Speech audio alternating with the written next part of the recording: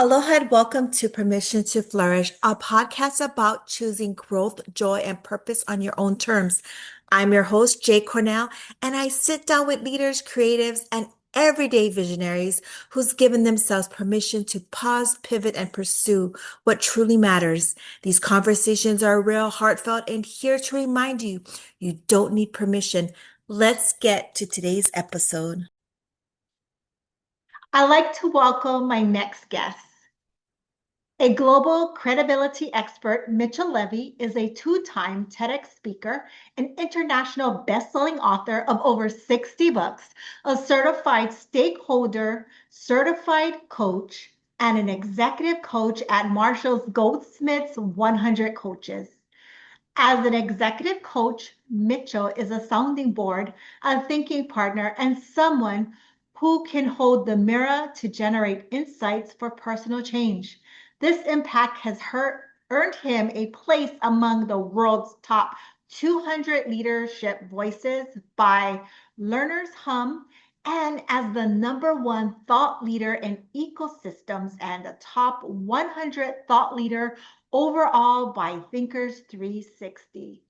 He's an accomplished entrepreneur who has created 20 businesses in Silicon Valley, including 4 publishing companies that have published over 750 books.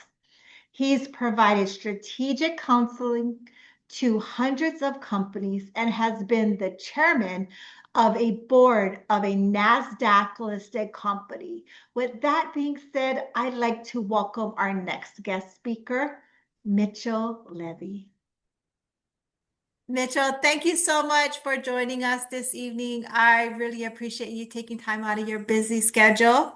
Just a couple of questions. My first question to you is, for those of you who are meeting you for the first time, could you tell us a little bit about yourself and what you do?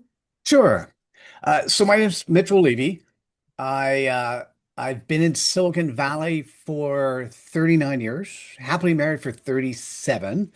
Have a 27-year-old son who lives in the Seattle area. And I've had the pleasure of starting 20-ish companies. I've sat on the board of a NASDAQ firm. I've created executive business programs for Silicon Valley universities. One of my companies was a book publishing firm. We've published over 750 books. I've written 65, and what you can see behind me is my 66th book, which is scheduled to come out on May 7th and currently sitting up on Amazon. So it's been a fun journey, probably a couple other things, but we can get to that in the questions. I Oh, love so who am I that. now? You said, who am I?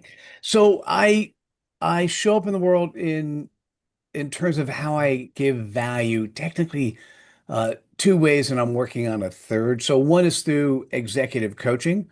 I'm part of the Marshall Goldsmith 100 Coaches, and uh, the coaching philosophy and approach that I have is one in which I have seen the world in a different way and have created a framework. And then what I did is I'm in the middle of my PhD program, actually close to the end, where I've actually studied academically what other frameworks are out there, how they work, how do the numbers, and one of the things I did is interview 500 thought leaders on credibility in between 2019 and 2020. So I use those numbers and others to actually come up with a opportunity to share what executive abundance is, and we can come back to that. But that's through my executive coaching, and the other business I'm running at the moment is helping. It's a LinkedIn agency, and I'm particularly focused on business owners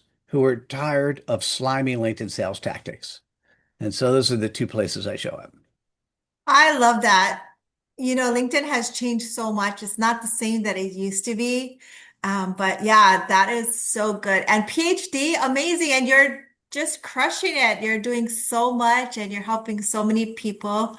Oh, thank you. I just love that. I know for me, working on my PhD, so I have half the time I want to cry. Uh, So oh, with so are you, you still in the uh-huh. middle? Are you still in the middle of it, or did you actually? I'm at the end. I am actually at the ready to defend it stage and got my sampling and all that beautiful things, and it has been a Nice. journey. So I What I feel ya.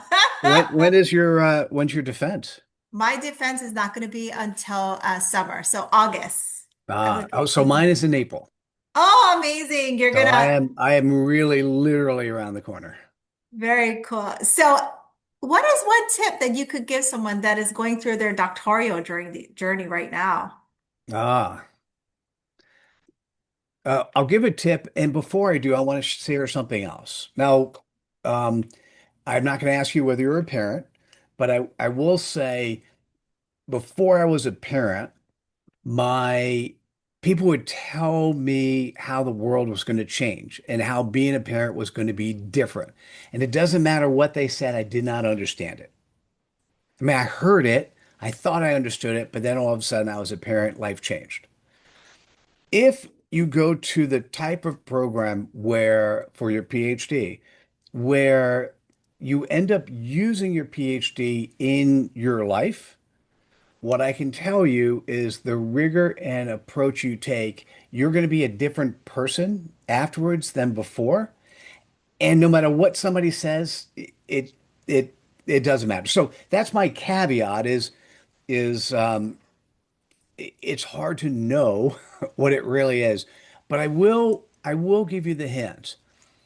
The hint is it's not about the three letters in front of your name or behind your name. I, that's not going to necessarily open up any other doors. What it's about is if you could focus on a topic and then you have a structured approach to become the expert on the in the planet or certainly in the field on that very focused topic. If you can actually focus on the topic that that topic then becomes your part of your life work or maybe 100% of your life work going forward, it it just changes everything. It actually does allow you to flourish because you now have spent much more time and energy, and there's always naysayers. If you share an idea, there's somebody on the other side. You now, if you've done your PhD, now can have at the tip of your fingers academic ideas and thoughts and research. So I did my dissertation and I primarily focused and worked on the work of two great humans that whose name most people know. And of course I did a lot of other research. And then I'm going to put something out there that I want other people come behind me. So the tip is find something you're passionate about that will then translate, or maybe it already exists as your work today. And then it's not really work. It's fun. You just happen to be doing lots of research and structure that is not normally part of most people's work. Absolutely. So good. So when you hear the phrase or the words permission to flourish, what does it personally mean to you at this stage of life? I think, or I know, most humans put artificial boundaries around what's possible, right? It's the cool part is when you're born neither credible or the I call the opposite of credible dubious. You're just born and then you're brought into this world. And now as you go through the educational system, unfortunately, the educational system in the US is meant to tie you in and put boundaries around you, and it's not necessarily a good thing. What happens is when you get into the work world and you look at opportunities and things you can do, if inside your head the judge is saying, I can't do that, I'm not supposed to do that, I can't do that, what happens is you're putting these artificial boundaries. So permission to flourish says, in my mind, you now have the opportunity to do the right thing. You have the opportunity to actually, there's really not many boundaries.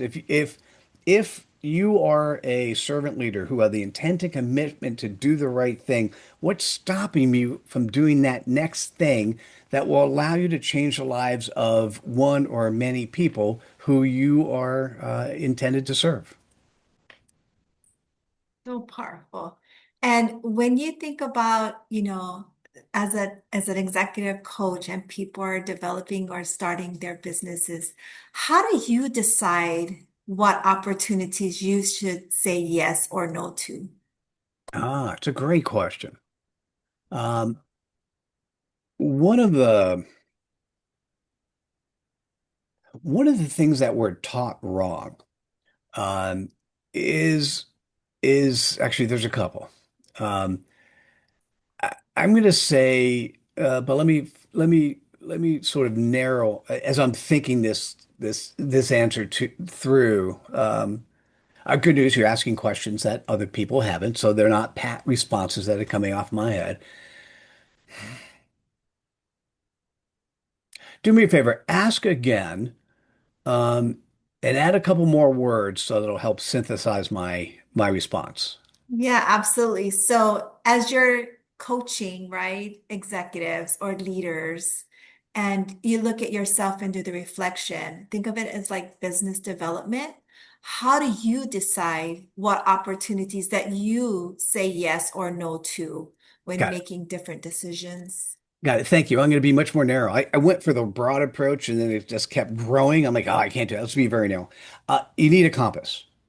And what happened for me, so to answer your question, I have a compass and I apply it against my North Star, like just as simple as possible. Now, what ended up happening when I interviewed the 500 thought leaders is I recognized I had a superpower. And my superpower is I can sit with any human or any company and help them articulate where they're executing on their purpose in less than 10 words, technically 3 to 9 words. And so if you can do that, that's your compass. And so for the clients I work with, I gift them their compass. And then 10% of the population knows exactly what to do with it. Because 10% of the population are sort of the do-it-yourselfers. They, oh my God, this is amazing. And they've changed the rest of their lives because they're now navigating by their compass. 90% need a guide by their side to help them, move forward in that direction. And those are most of the people that I work with are those that really want the guide by their side. And the way we've been taught wrong is we've been taught that we need to memorize this 30-second elevator pitch. You need to understand your why. Please throw both those things out. What's important is to understand in less than 10 words where you're executing on your purpose, and then that becomes your personal compass when opportunities come your way.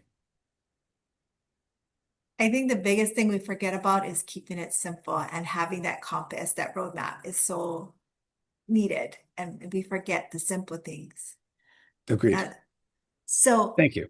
yeah, absolutely. This is wonderful because it's getting me thinking like, you know, the woulda, coulda, shouldas and the W's and the why, the what, the where, the how, and all those good things that we've been programmed to do, but we overcomplicate things and just going We back to have basics. so overcomplicated the concept of, for larger corporations, the concept of running companies with mission statement, vision statements, values. Like, why should a company have different values than others if we just focus on credibility values?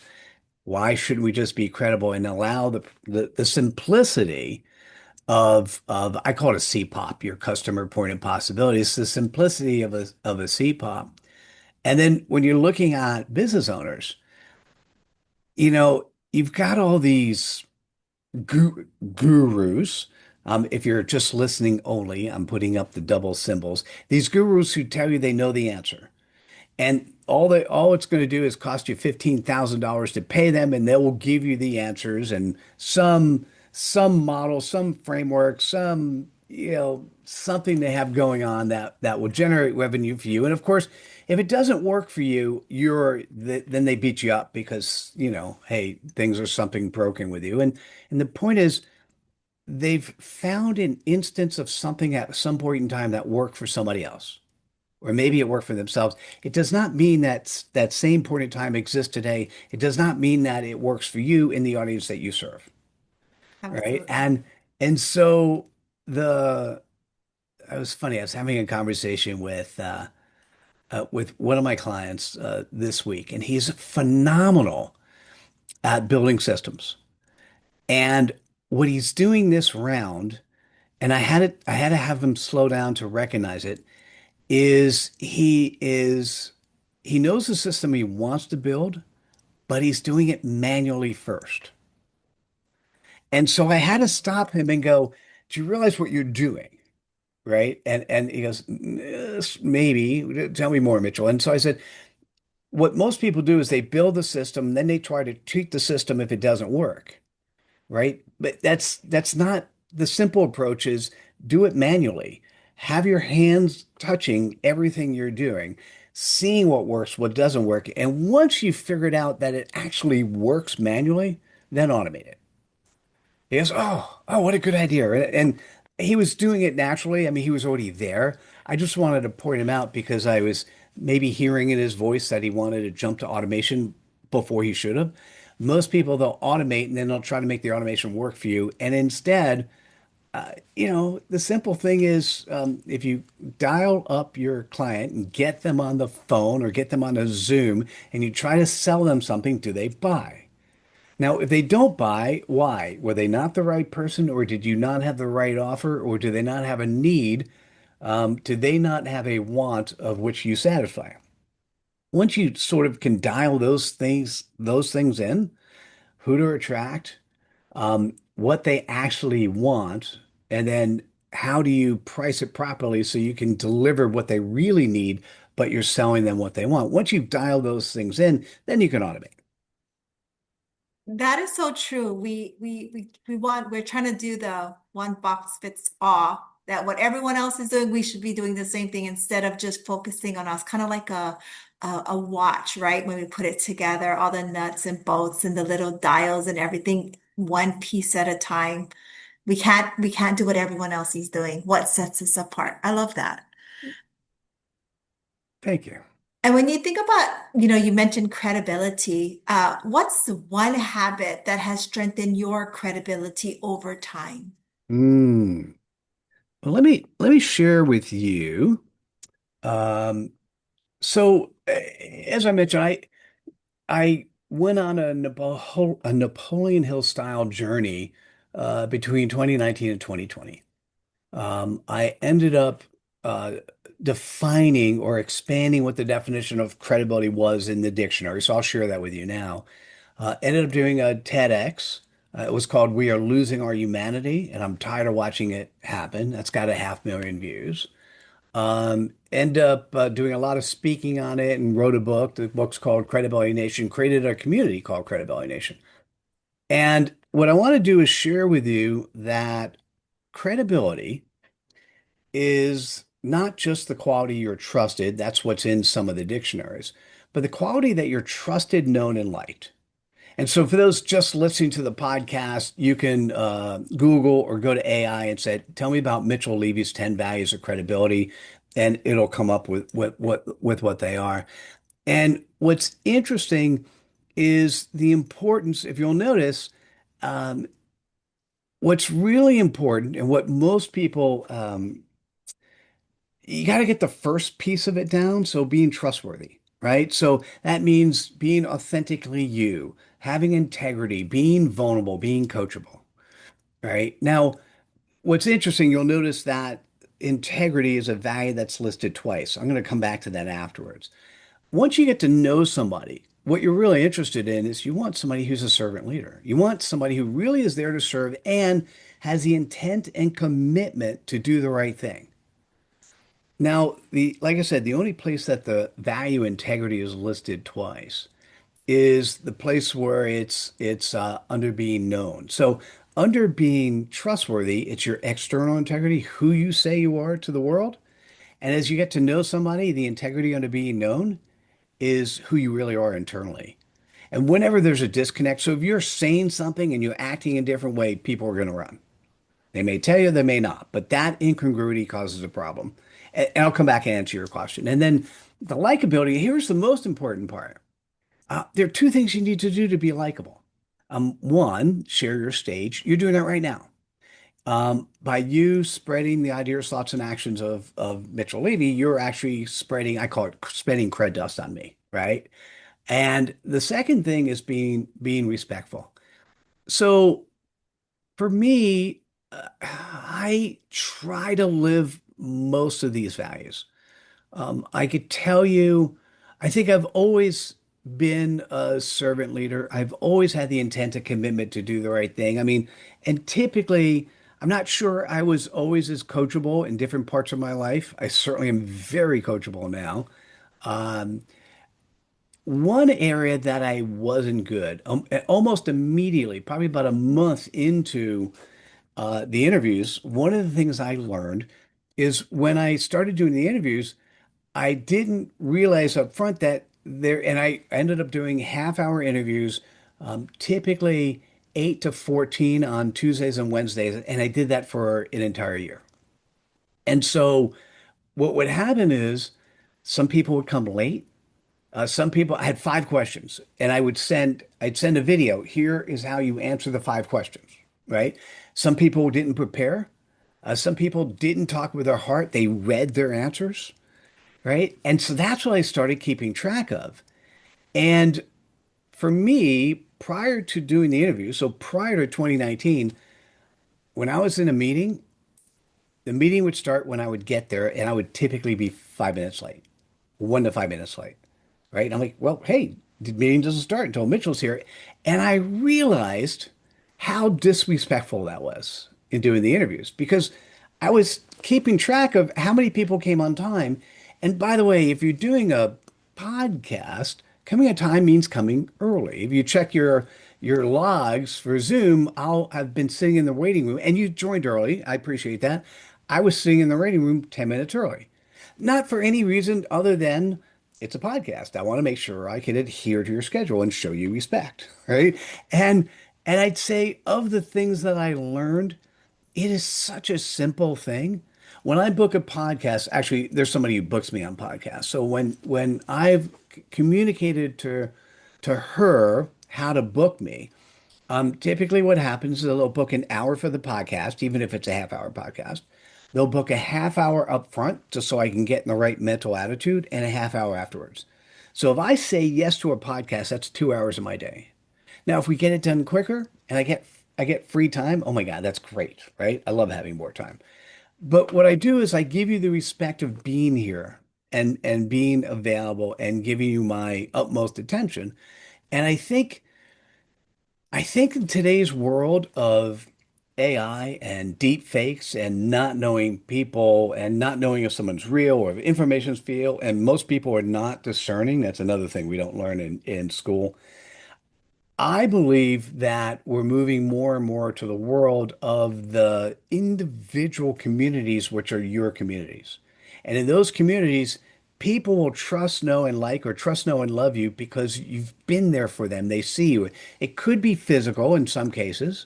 And for many different industries, it might be, and professions, it might be physical. It could be virtual, but they see you and they know you're real.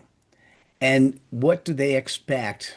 They expect respect. And so that's not normally the one I pick. I normally pick I coachability is the first thing I pick. Servant leadership is second. But the way I thought I want to answer this for you is respect.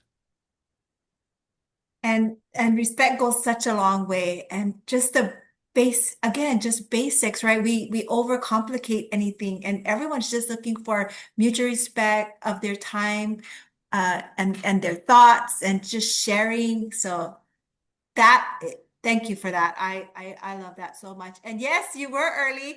I usually jump on 10 to 15 minutes early just to make sure everything's working. So when you come on, everything's working and we can get right into it. So this was wonderful to see you on. I was like, oh, this is awesome.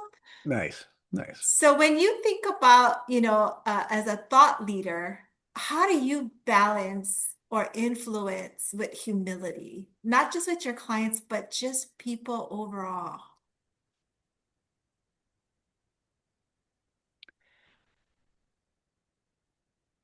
Humility in my mind, or being humble, is the recognition that you're no better or no worse than the next person you're interacting with.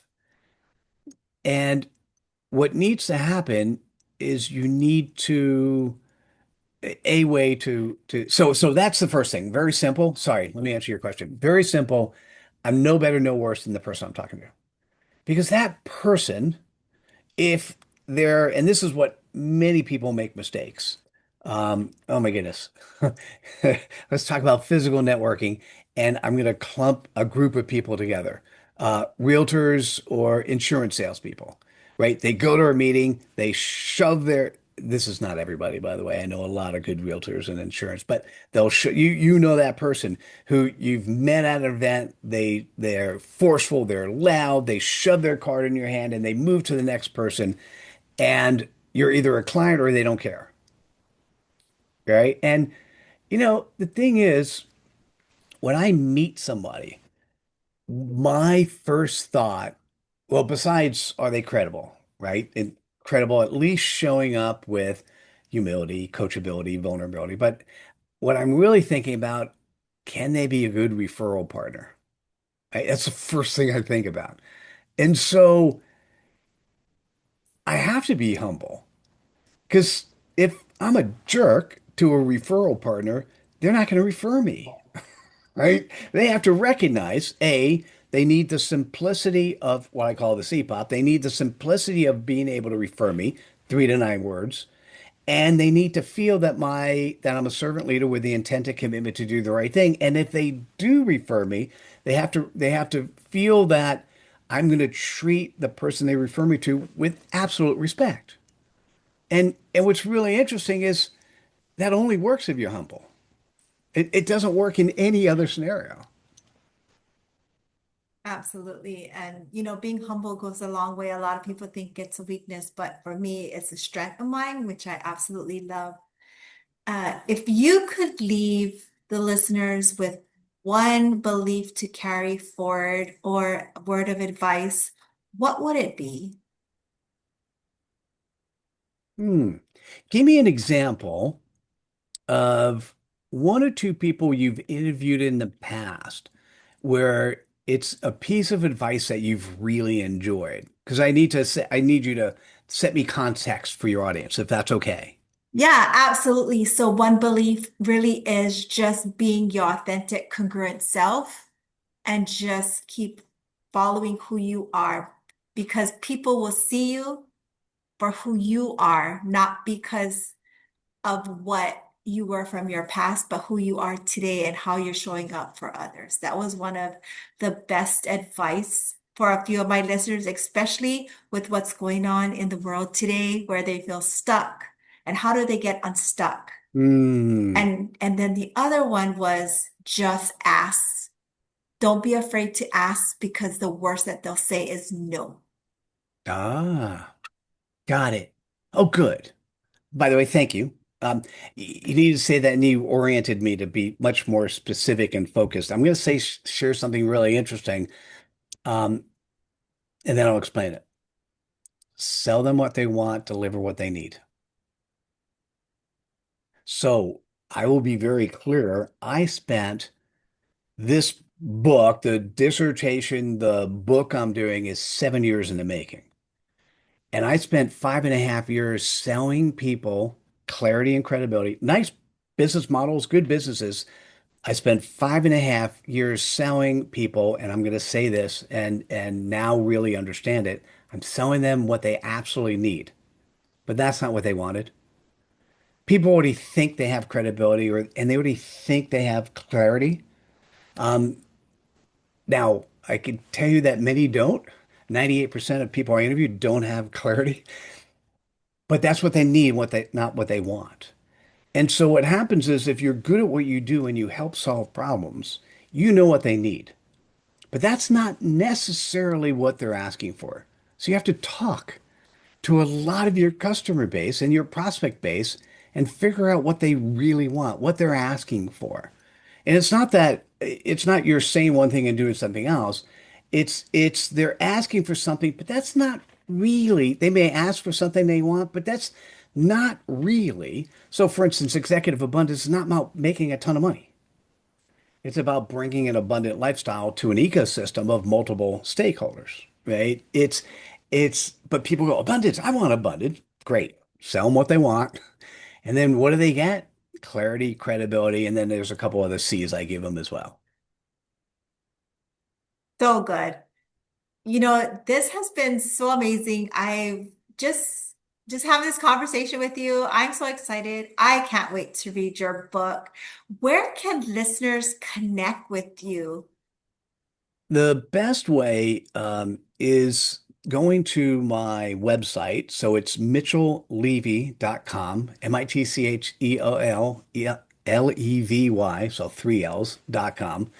And there you'll see what are the latest things I'm focused on, what's happening. And if this inspired you to book time on the calendar, you can actually do that as well directly from mitchelllevy.com. And of course, if you like the book, it'll point to Amazon and other places where it's available. Mitchell, it has been such a pleasure to have this conversation with you. Thank you for saying yes and being a part of this podcast. Absolutely appreciate you, and I'm looking forward to all that you're doing, and especially when you finish your PhD in April. It's going to be amazing. I can feel it, and I can see that it's going to just be amazing. And then, Nice. Oh, stick on the line because I want to hear what you're doing afterwards. And yeah. my pleasure. Thank you so much for having me. And I can tell you who you are by the nature of the questions you ask. And I really appreciate having the opportunity to spend time with you. Mahalo, and thank you so much for tuning into Permission to Flourish. If today's conversation spoke to you, please leave a review and share it with a friend who needs a reminder that they too are allowed to share and thrive. Visit permissiontoflourish.com if you're ready to share your own story or explore our publishing opportunities. You'll also find free resources and inspiration to help you say yes to your own flourishing journey. Until next time, keep flourishing.